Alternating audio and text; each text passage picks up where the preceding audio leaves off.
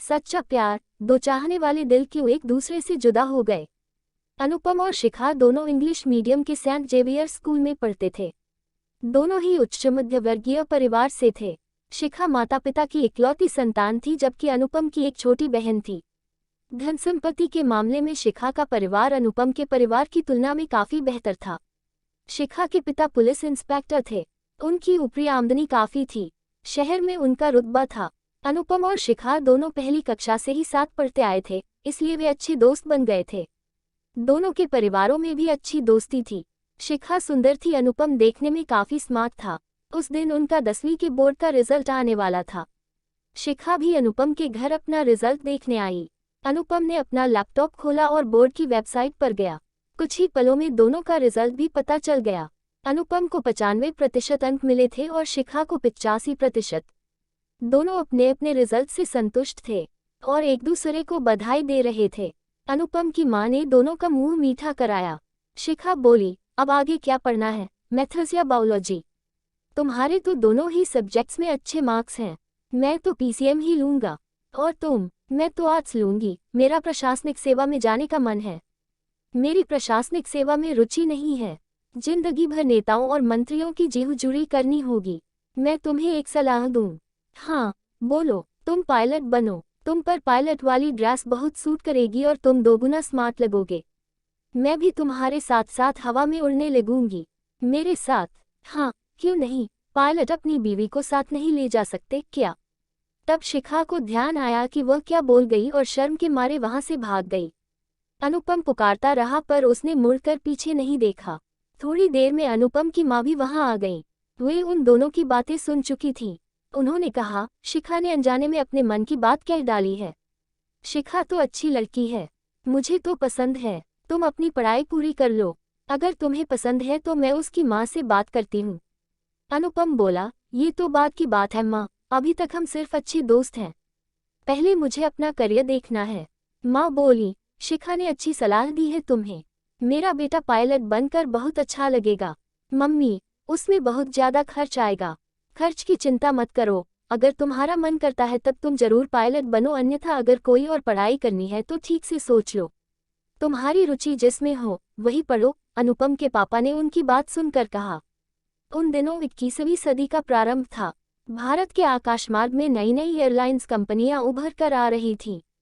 अनुपम ने मन में सोचा कि पायलट का करियर भी अच्छा रहेगा।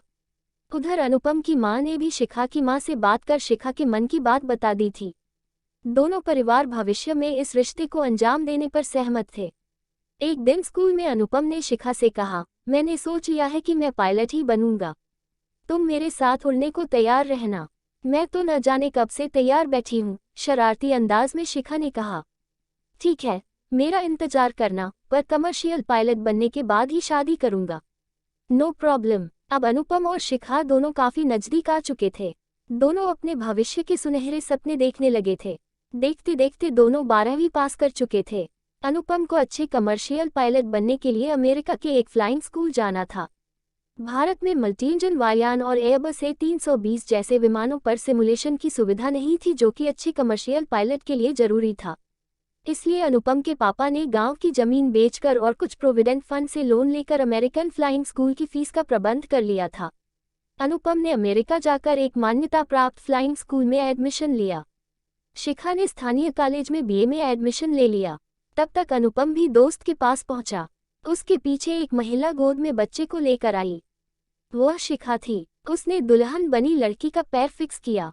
वह शिखा से रोते हुए बोली, भाभी, मैं कहती थी न कि मेरी शादी न करें आप लोग।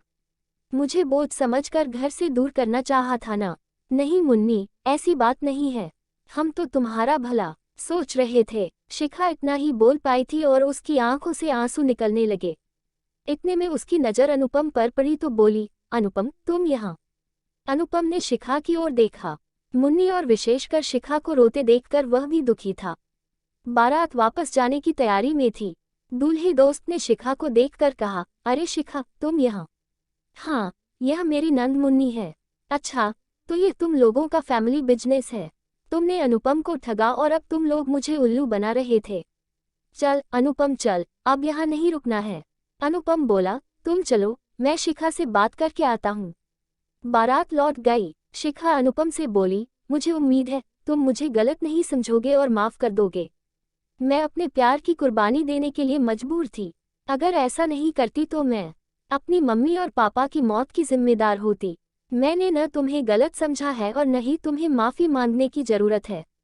लड़की के पिता ने बारातियों से माफी मांगते हुए कहा, आप लोग क्षमा करें, मैं बेटी के हाथ तो पीले नहीं कर सका, लेकिन आप लोग कृपया भोजन करके जाएं वरना सारा खाना व्यर्थ बर्बाद जाएगा।